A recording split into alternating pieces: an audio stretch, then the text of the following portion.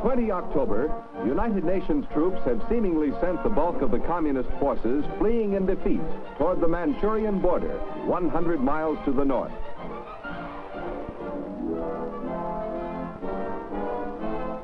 From west to east, U.S., British, and South Korean troops are pursuing the disintegrating communist forces. By 27 October, South Korean troops have reached the Manchurian border on the Yalu River near Chosin, and other UN forces have advanced against virtually no opposition.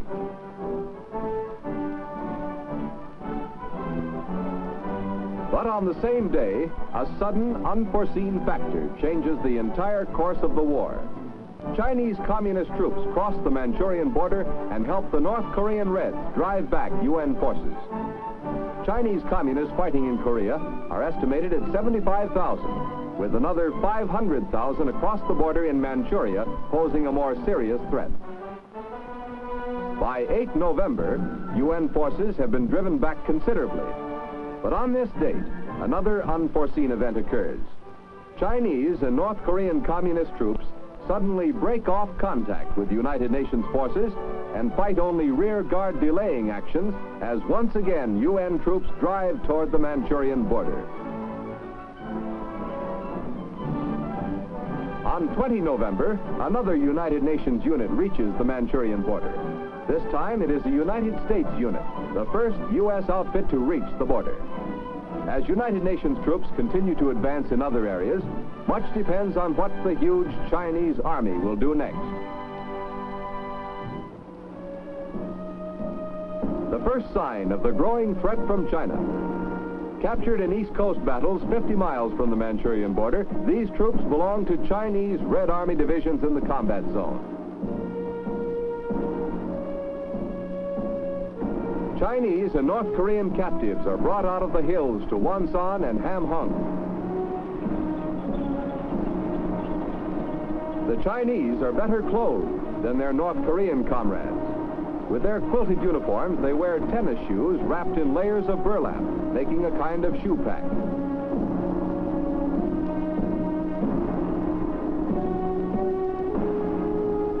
In contrast with the Chinese, the North Koreans are in rags at this stage of the war.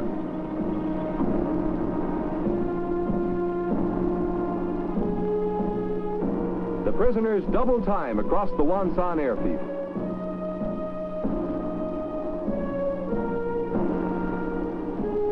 They are being marched to landing craft, which will take them to Busan. Since the beginning of the war, the North Koreans have suffered 460,000 casualties, including the dead, wounded, and captured. 130,000 Red prisoners have been taken at this time. 2 women are in this group. Prisoners of the UN are treated in strict compliance with international law.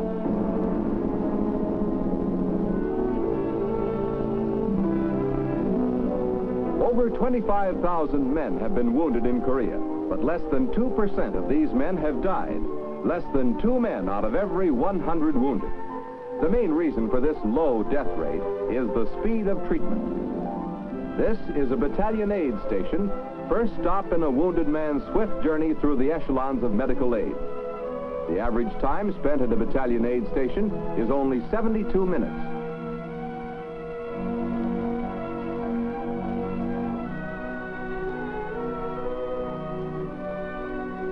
Many types of transportation are used in evacuation to the next echelon, the regimental collecting station. Specially equipped jeeps are used in rough terrain near the front, but if the roads are serviceable, ambulances may be used.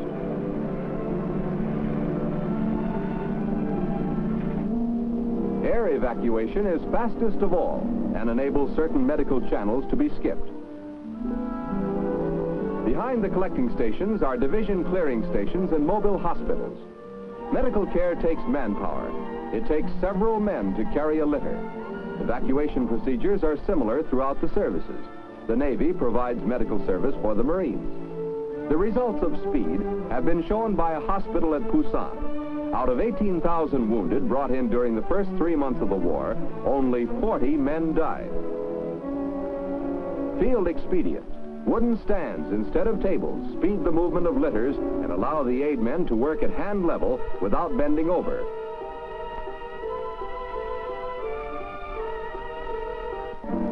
There is nothing fancy about these hospitals. They are there to save lives. The death rate of wounded in World War I was 8%. In World War II, it was 4.5%. Korea's approximate 2% death rate is a milestone in military medicine. Many casualties are evacuated by air to Japan. In a parachute drop, such as the 4,000-man jump north of Pyongyang in October, the parachutists' own medics jump with them. They carry enough medical supplies to last until contact is made with friendly forces. But even before contact is made, the injured may be evacuated from the drop zone by air. Helicopters with specially constructed containers carry the wounded out. Many a man who could not have survived a jeep or ambulance ride over the rough roads of Korea owes his life to these evacuation planes.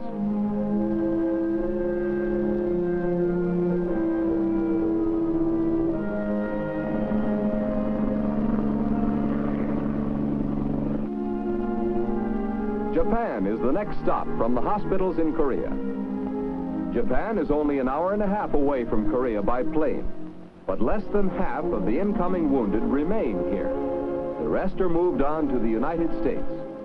Many men wounded at the front lines in Korea have found themselves back in the United States 3 days later.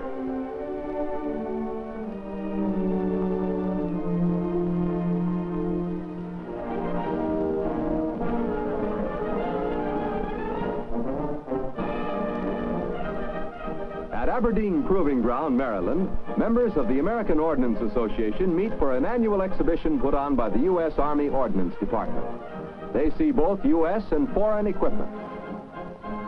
A Russian 122-millimeter gun. A Russian 85-millimeter anti-aircraft gun. A Russian 152-millimeter howitzer. U.S. and foreign vehicles are also shown. A Russian T-34 tank turret from Korea.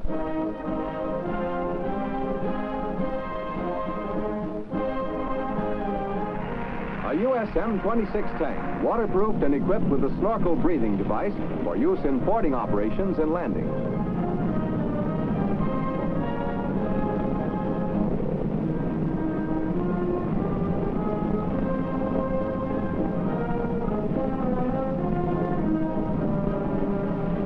A new waterproof Jeep. Greater electrical capacity for radio equipment has been added to this Jeep.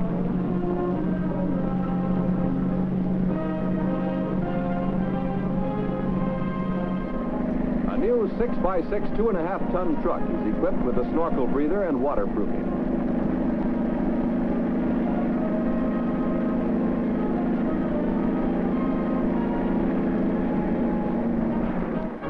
Next, the visitors watch demonstration firing. Recoilless rifles give the infantry artillery firepower.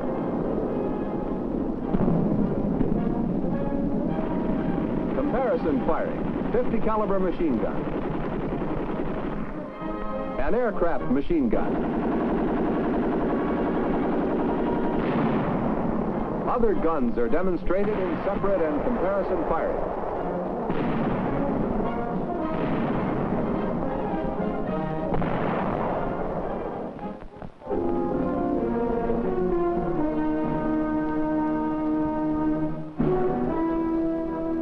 On 15 November, in the Sea of Japan off the coast of North Korea, Navy Task Force 77 was operating in support of ground action in the drive toward the Yalu River.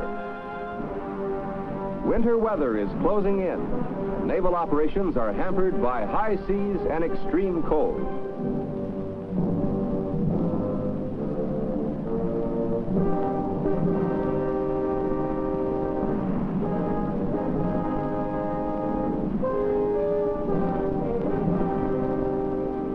The aircraft carrier Philippine Sea receives ammunition, mail, and other supplies hauled across open water in a cargo net. Such operations are difficult in rough weather. The first load is ammunition.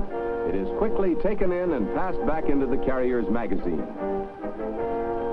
At this time, Navy and Marine carrier planes were taking the fight into every corner of North Korea below the Manchurian border.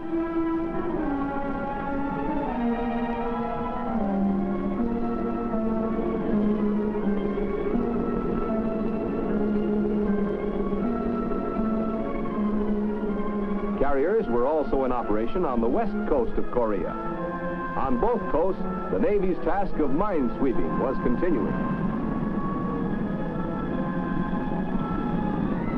During the resupply operations, the Philippine Sea is hit by a snowstorm. Despite the weather, a tanker comes alongside and refueling gets underway. As refueling and the transfer of supplies continue, the seas get higher and higher, and the storm becomes a veritable blizzard.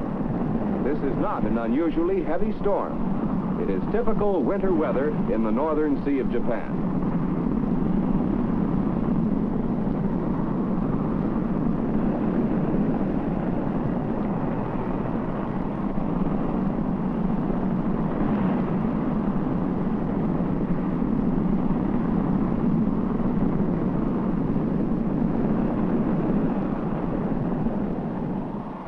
The crew breaks out snow shovels on the carrier. Although air operations are halted during the height of the storm, flights from snow and ice-covered decks are becoming routine. The planes are covered to protect them from the storm. Combat maintenance of the Corsairs and Panther jets continues through the storm. The Navy reports the typical Korean temperatures in the northern area average 11 degrees above zero during November and 5 degrees below zero during December.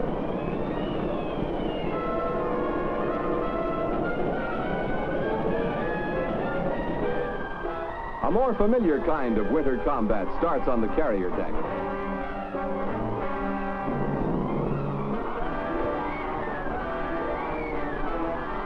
This is a severe test for carrier planes. During World War II, most carriers were in the milder climate of the South Pacific.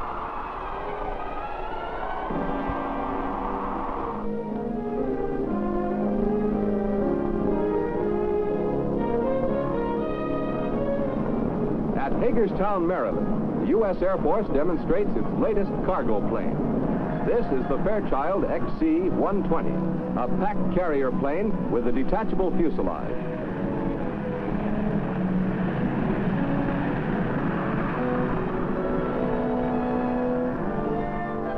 Doors are designed like clamshells.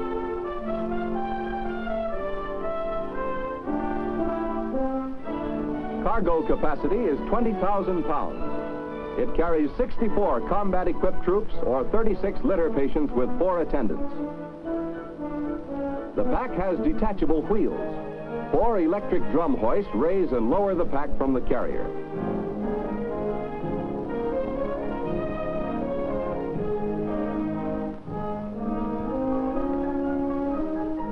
A central control operates the release and locking mechanism, and the pack lowers to its own wheels. Then the hoist lines are detached. The 5-man crew of the carrier consists of pilot, co-pilot, radio operator, navigator, and engineer. When the pack is separated from the carrier, it is easily towed away. This pack can be used to house various types of shops, headquarters units, emergency hospitals, weather stations.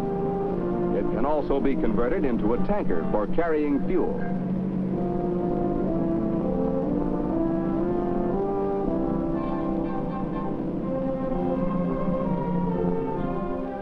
Wall socket connections lock the pack to the carrier.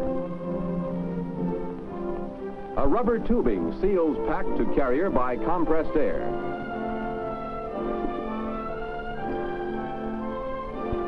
On the carrier, the 4 ball socket locks operate simultaneously. The carrier is powered by 2 Pratt & Whitney engines with reversible pitch propellers.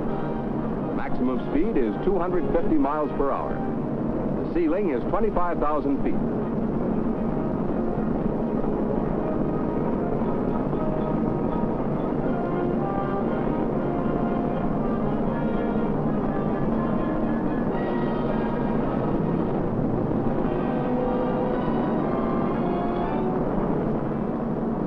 landing gear consists of 4 retractable dual wheel units. It's electrically operated, and the main or rear wheels have brakes.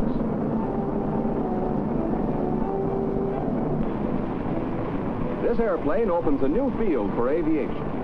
The cargo pack is to aircraft what the trailer is to highway trucks.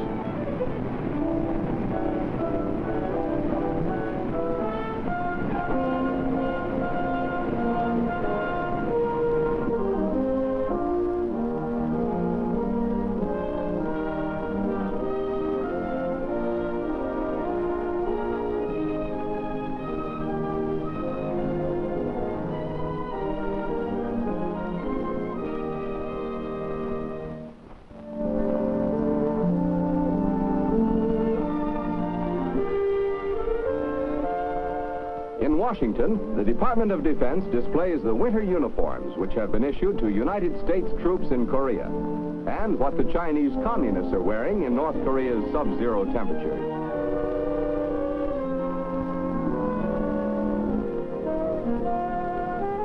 A captured quilted uniform is compared with the U.S. winter uniform. Unlike the Chinese, the U.S. cold weather uniforms are designed on the principle that the best protection against cold is several layers of clothing. In North Korea, U.S. troops are fighting in one of the coldest battle areas in U.S. history.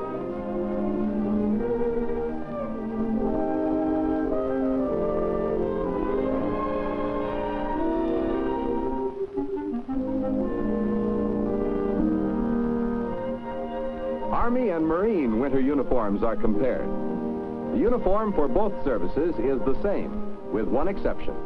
The Army wears a pile-lined jacket for ordinary cold, while the Marines wear a battle jacket inside a field jacket.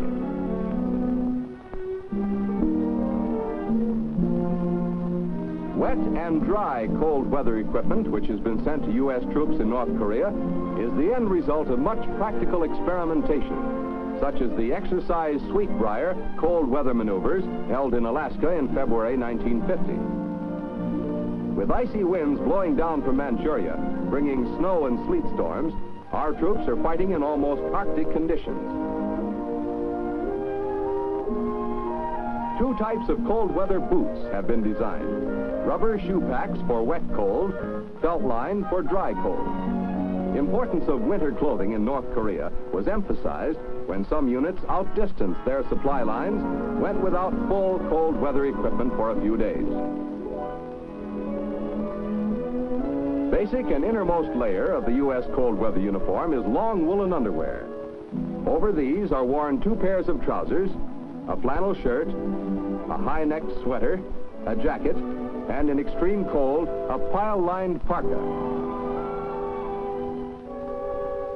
There are 2 types of mittens. The regular mittens have a trigger finger.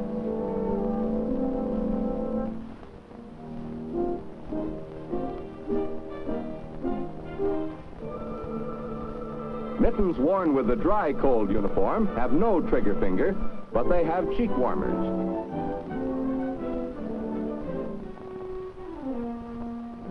Following the separate layer principle, 3 pairs of socks are worn, each pair being successively larger, with the boots large enough to take 3 pair comfortably.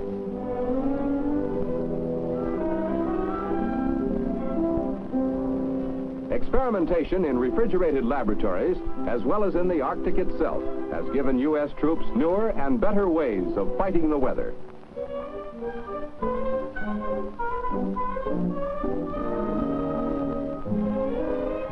In this parka, with fur-rimmed hood, the U.S. fighting man is equipped to endure the coldest weather.